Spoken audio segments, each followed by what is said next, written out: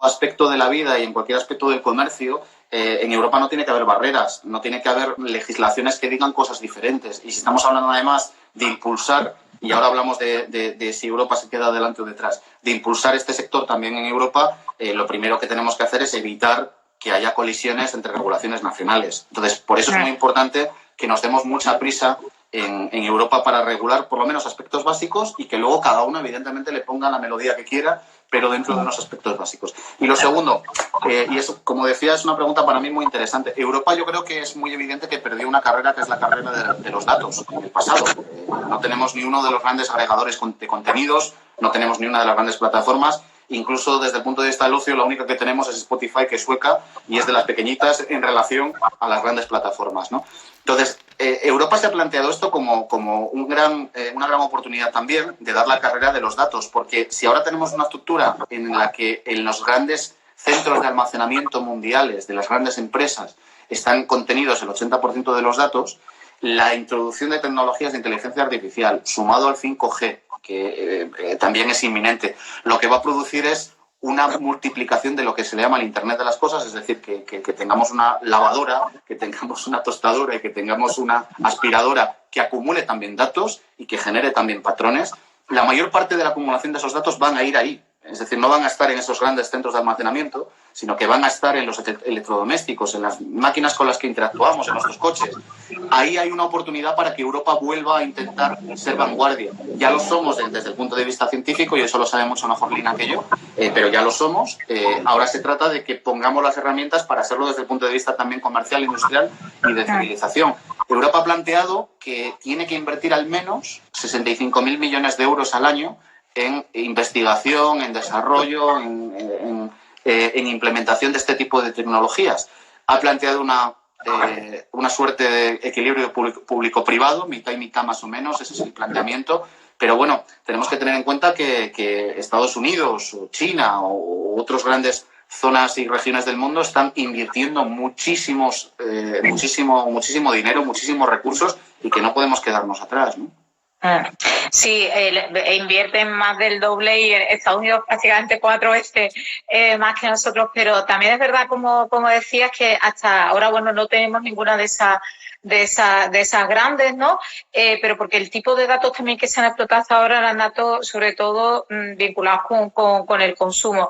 Pero ahora parece que gran parte de los datos que se puedan explotar ahora tienen que ver con el desarrollo industrial y con los servicios públicos. Y allí es precisamente donde Europa sí que tiene una cierta ventaja comparativa, y yo creo que la idea en gran medida es aprovecharla, bueno, pues cooperando y colaborando, ¿no? Y haciendo una gran inversión. Perdona que te interrumpa, Lina, discúlpame un segundo, es que estoy viendo a una señora que se llama Joaquina, que dice que me calle ya y que te deje hablar a ti, que digo que ya estaba, que ya ahora vas a hablar mucho, que no se preocupe.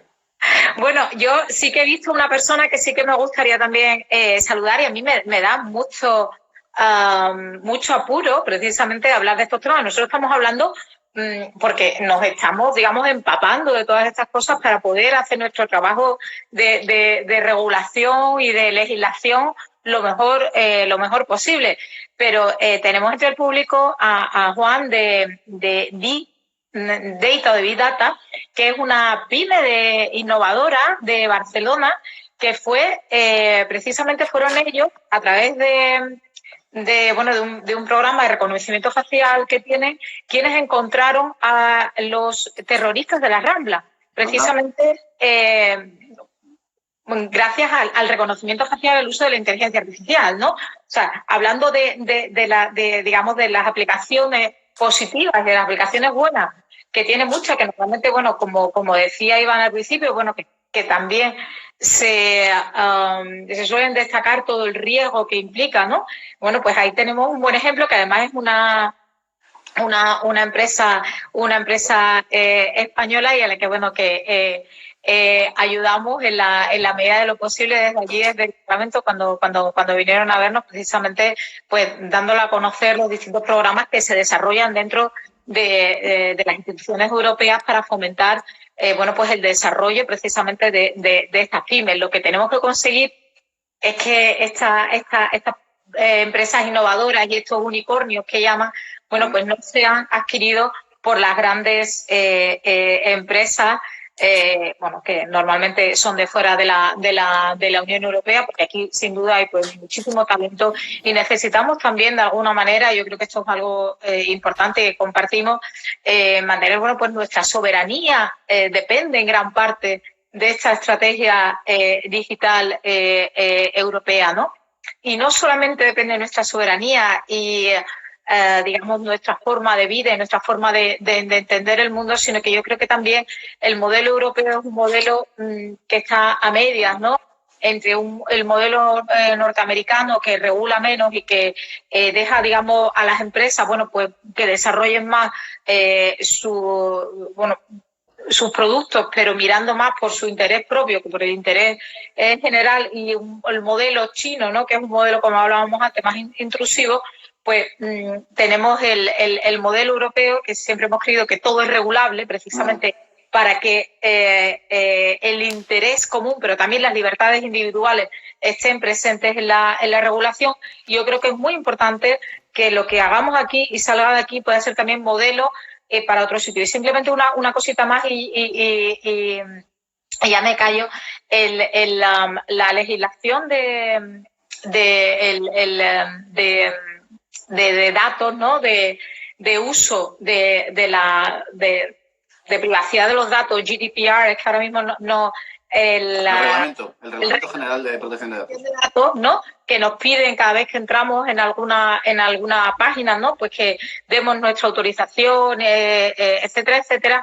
Bueno, eso fue muy controvertido y las grandes tecnológicas se opusieron a ese modelo, no querían que se regulara. Y ahora, en cambio, yo estuve precisamente en Berlín, en el Internet Global Forum, que estuve allí precisamente con todas estas empresas, y decían que estaban muy contentas porque una buena regulación lo que da es confianza para usar esa tecnología, ¿no? Y que ahora estaban muy contentos precisamente con ese modelo porque habían visto que eso daba más seguridad a los usuarios para usar esa tecnología y que, bueno, pues por tanto querían que se extendiera a otras partes del planeta. Así que cuando una regulación es buena, pues tenemos que pensar eso, que va a mejorar la confianza de los usuarios y por tanto que le va a venir bien también a las empresas que promocionan esos productos, ¿no? Yo en esto quería precisamente aprovechar el pie que me das para tranquilizar si hay personas del sector, porque en ocasiones también he tenido reuniones en el propio Parlamento y fuera de él con gente del sector de las startups o de la investigación o de la ciencia, muchos muy preocupados con respecto a si vamos a hacer una regulación muy pesada, muy alambicada, que en la práctica lo que va a hacer es entorpecer, ¿no?, el desarrollo y en una carrera que no se va a detener. Es evidente que Estados Unidos o China no van a parar porque nosotros tengamos que regular algo muy bien y de acuerdo muy bien a nuestros principios. Lo que vamos es a intentar buscar un balance y respondiendo a una pregunta que he visto sobre el detalle, ¿no?, y el sentido holístico. Bueno, en este sentido, en cuanto a la aplicación de principios éticos, tenemos que ser necesariamente muy generalistas. Tenemos que plantear grandes cuestiones y todas esas cuestiones luego que sean desarrolladas sectorialmente en cada uno de los ámbitos. Porque se trata de eso, de generar un ecosistema de confianza. Y eso significa que tengan confianza los usuarios y las personas y los clientes eventuales, pero que tengan también confianza y que genere seguridad jurídica también para los operadores, para los científicos y para los emprendedores. Y de alguna forma también que sirva como una especie de sello de calidad como nuestra regulación de protección de datos en el ámbito mundial. Que la gente sepa que cuando hay un producto europeo que utiliza inteligencia artificial o que utiliza robótica, puede confiar en ese producto porque responde a unos estándares de carácter ético y humanista, porque eso es lo principal. El centro de todo tiene que ser humanístico y por lo tanto puede confiar. Y hablando de... Bueno, y una cosa, Iván, y esto además tiene que ser una regulación a medio plazo, porque esto está cambiando muy rápido. Entonces tampoco es que esta regulación vaya a ser de por vida, esto va a ser una regulación que hay que pensarla a medio plazo. Es que uno de los grandes retos para regular esta cuestión es que estamos ante un elemento que está en ebullición y que es que no es que ya seamos capaces de regular qué es lo que va a pasar dentro de 2 años o dentro de 6 meses, sino que no somos capaces de imaginar lo que podemos tener dentro de 1 año o dentro de 2 años. Por lo tanto, si somos muy detallistas y somos muy pesados desde el punto de vista de la regulación, probablemente lo que hagamos es generar una norma que esté fuera de juego dentro de unas pocas semanas o de unos pocos meses. Así que en ese sentido estamos tratando de ser lo más porque hay que regular, o sea, se está empezando precisamente por esto de los aspectos éticos, pero luego hay que regular muchísimas cosas, precisamente luego todo lo que va a facilitar el desarrollo de esa tecnología, el uso de esa tecnología, que hay que cambiar realmente mucha de la regulación sectorial, o sea, que hay que tocar muchas cosas, porque como decíamos, esto lo cambia todo. Si vemos además, de hecho, el libro blanco, ¿no?, de la comisión, dedica una gran parte de su desarrollo a ir tocando punto por punto legislación sectorial que ya existe y que está ya superada por la situación, ¿no? El propio Reglamento General de Protección de Datos, que es de hace un rato pequeño, ya está en algunos casos superado y no recoge algunas cuestiones. Y yo creo que también es una buena oportunidad, Lina, para que podamos de alguna forma arreglar algunas de las cosas que yo creo que no acaba de centrar bien, por ejemplo, el Reglamento de Protección de Datos. Antes hacías una referencia, ¿no? Cuando abrimos una página y vemos lo de los cookies, ¿no? Cuando dices, ¿afecta esto de los cookies y tal? Claro, si yo fuera un ciudadano que dedicara el tiempo a saber exactamente qué es lo que corresponde a las cookies, cuál es la información a la que tengo derecho y acceso, dedicaría mi vida a eso, ¿no? Y además seguramente no tendría conocimientos suficientes, tendría que asesorarme, ¿no? Yo creo que tenemos que hacer una regulación también y unos sistemas de control que permitan que el ciudadano, no digo que se desentienda, porque no tenemos que desentendernos de nada, pero que de alguna forma esté mucho más protegido. Es decir, que cuando enciendes una televisión, que hay una marca en concreto que no voy a citar, pero hay una marca en concreto de ultimísima tecnología que si no deshabilitas la opción tienes derecho a grabarte. Quiero decir que estamos hablando de cosas tan concretas y tan terrestres como estas, pero sin que una televisión, a no ser que tú le des efectivamente el permiso efectivo, no te pueda grabar. Este es un ejemplo de otras muchas cosas que tenemos que intentar controlar y que mejorar de ese reglamento, ¿no? Sí, no, si no estaríamos en un Black Mirror, han hablado antes de Terminator, ¿no? Pero a mí me gusta siempre traer Black Mirror porque ahí cada vez voy leyendo, la realidad se va apareciendo en muchas cosas, o puede parecerse, si no podemos determinados límites, determinados cotos. Que tengo aquí esto, que todavía no ha se ve al revés. Se ve al revés, pues entonces no lo puedo... Bueno, pues ese es el impacto de la Ley de Protección de Datos, la regulación de la inteligencia artificial, que estará listo en esto, es bastante amplio, como veis, pero que digamos que se está tomando todo esto precisamente muy en serio, ver, bueno, cómo podemos mejorar absolutamente todo para estar protegidos, pero sin limitar en ningún caso pues el desarrollo de estas tecnologías y la innovación, porque es que además las necesitamos. Y necesitamos además, pues como decía yo antes, esa soberanía europea y que sea un modelo nuestro que de alguna manera respete nuestros valores el que tengamos, ¿no?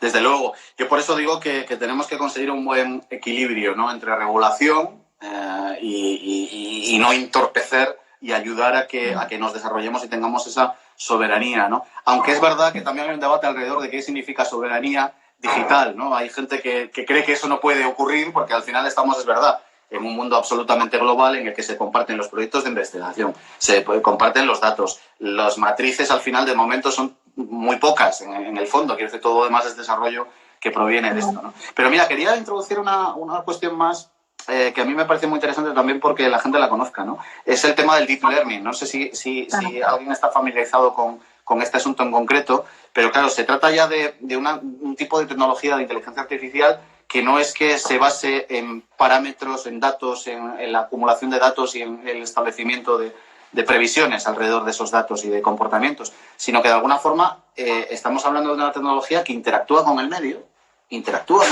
de una manera, no digo similar, pero muy parecida a cómo puede interactuar nuestro cerebro y que de alguna forma evoluciona, ¿no? Estamos hablando ya de la máquina que ya se acerca cada vez más a la máquina que veíamos y que vemos en las películas de ciencia ficción, ¿no?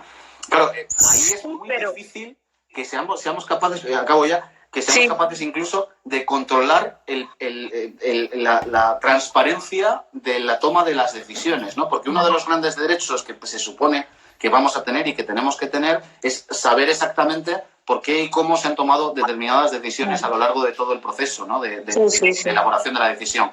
Bueno, aquí estamos hablando de algo en el que podemos aspirar a tener casi una caja negra al final del asunto e intentar rebuscar allí, como en las cajas negras de los aviones, pero durante el tiempo de la toma de decisión es muy difícil que controlemos, ¿no? Estamos hablando de una cosa como esta. También es verdad que se multiplica otra vez exponencialmente las posibilidades, ¿no? Con este tipo de tecnología o basada en el funcionamiento neuronal, ¿no? Como ya tenemos computarización neuronal, ¿no? Pero bueno, este es otro elemento en el que tenemos que distinguir dentro ya de la propia tecnología entre muchas categorías diferentes. Bueno, y también hay toda una corriente que de alguna manera nos recuerda siempre que esa inteligencia artificial siempre va a ser inteligencia artificial, que nunca va a ser una inteligencia humana, precisamente por lo que tú estás diciendo, por el concepto situado, ¿no? de la situación, ¿no? Que cada inteligencia, digamos, de alguna manera está en nosotros, por ejemplo, en un cuerpo, ¿no? No es lo mismo en un cuerpo de mujer que en un cuerpo de hombre, por ejemplo, y desde esa materialidad es de donde desarrolla, ¿no? Entonces también en relación con el medio en el que se desarrolla, ¿no? Y entonces, bueno, que en definitiva nunca va a ser. Pero bueno, yo creo que ya llevamos casi una hora y todavía había una cosa que de los aspectos éticos que tú sabes que yo me gustaría haber discutido, pero eso lo dejamos ya como anzuelo para la próxima, que es, por ejemplo, el tema de los robots sexuales. Hemos hablado tú y yo además de esto. Precisamente, bastante. Una de las cuestiones es cómo evitar o proteger precisamente a los colectivos más vulnerables. Se habla principalmente de niños, de ancianos, de personas dependientes que pueden generar un tipo de empatía, ¿no? Pues con los devices, ¿no? De inteligencia artificial, y hay que proteger principalmente a esos, ¿no? Y yo me preguntaba si también a algunos adultos varones con las robots sexuales, ¿no? Pero bueno, eso ahí te lo dejo. Bueno, es que es interminable, ¿no? Es un asunto... Otra cuestión que a mí me interesa mucho... aspecto ético muy interesante. Esto me interesa y este debate me parece muy interesante. Pero hay otra cuestión, yo que estoy en el mundo de la cultura, hay una cuestión que aquí también de alguna manera se rompe el paradigma, ¿no? Es decir, ¿qué entendemos y qué conceptuamos por arte? ¿Qué consideramos una obra de arte o una obra cultural? Es decir, ya tenemos algoritmos que son capaces de presentarse a un premio de literatura y pasar determinadas fases sin que nadie note que es una máquina. Bueno, ya se han pedido patentes. Se han pedido patentes. Música. Bueno, yo hace poco escuché una pieza que se supone que imita a los Beatles, pero lo imita en el estilo, que se llama Daddy's Car, que si a alguien le interesa se lo recomiendo porque está en YouTube y es muy chulo. Quiero decir que, ¿cómo conceptuamos la perspectiva de quien lo escucha y de quien lo disfruta, o desde la perspectiva de si está regenerado o no por un ser humano, si tiene el elemento creativo humano o no? Es complicado. O si hablamos, por ejemplo, de derechos de propiedad intelectual que se puedan sustraer a esto o no. Claro, depende, y a quién se los damos también, a quién lo utiliza, a quién lo desarrolla, a quién se lo... Quiero decir que hay un debate gigante por aquí. Antes, estoy leyendo a Malena, el nombre de la tecnología de la que estaba hablando es Deep Learning, aprendizaje profundo, Deep Learning.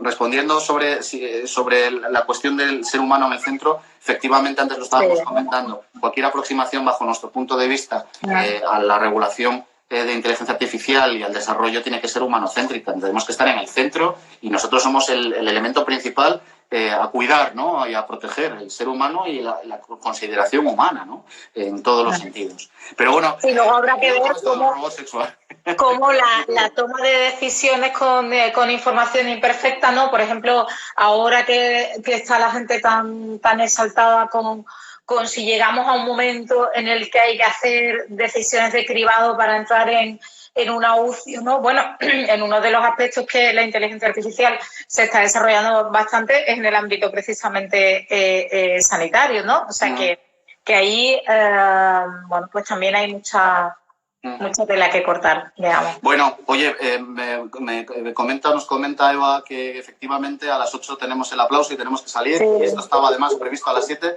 para que nos diera tiempo de hacer este diálogo y poder sumarnos a esto. Y yo termino ya, le voy a dejar a Lina cerrar. Solo quiero mandaros de verdad, muchos de los que veo aquí sois amigos y amigas, otros no, pero en cualquier caso un saludo y un abrazo muy fuerte, en este caso virtual, y así no nos contagiamos de ninguna forma y cumplimos con las observaciones sanitarias, pero un abrazo muy fuerte y muchísimo ánimo con el tiempo que queda por delante. Creo que estamos dando un ejemplo enorme, que estamos cerrando filas, que estamos cumpliendo, somos un país ejemplar en el mundo en esto y vamos a salir de esta y vamos a salir más fuertes y tiempo tendremos de analizar, ¿no?, todo lo que nos ha llevado hasta este momento y de curarnos también las heridas y de consolar a la gente que lo ha pasado y que lo pasa peor. Pero este es el momento de aguantar, así que estoy y mi corazón está con vosotros y con vosotras y espero que este tipo de iniciativas también os ayuden de alguna manera también a desviar un poco la atención del tema principal, ¿no?, que entiendo que a veces es difícil.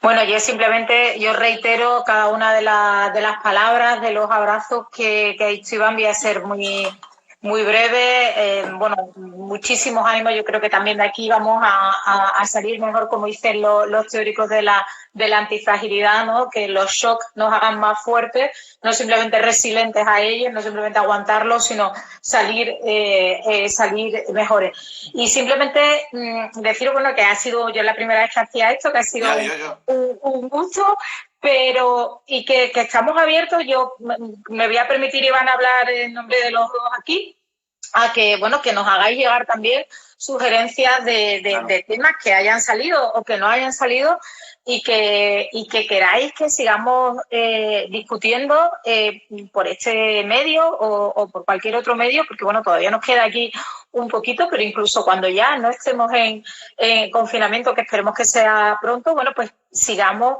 pudiendo llegar con más cercanía a vosotras a través de, bueno, pues precisamente de las tecnologías, y que estamos abiertos a que nos hagáis también cualquier sugerencia de discusión o de acto que creáis que puede ser de interés para haceros llegar el trabajo que hacemos allí en el Parlamento, bueno, que creemos que es muy importante, porque precisamente tenemos entre manos el regular bien, el construir bien el marco normativo en el que se va a desarrollar en definitiva nuestro futuro, ¿no? Entonces, bueno, un abrazo muy fuerte, que espero que, bueno, que salgamos de esta muy pronto y salgamos mejor, y que espero que también nos veamos muy pronto. Oye, y un placer verte, Lina, que ya te echaba de menos. Es verdad. Escaño con escaños todas las semanas, es que ahora de repente, claro, estamos como huérfanos. Es verdad, porque que es muy original, vamos por orden alfabético en el grupo, y claro, Galvez y García del Blanco pues van uno detrás del otro. Y luego ya lo aplicamos al resto de cosas también, ¿no? Sí. Bueno, un placer, de verdad. Muchísimas gracias a todos y a todas. Venga, Adiós. chao, ánimo con todo.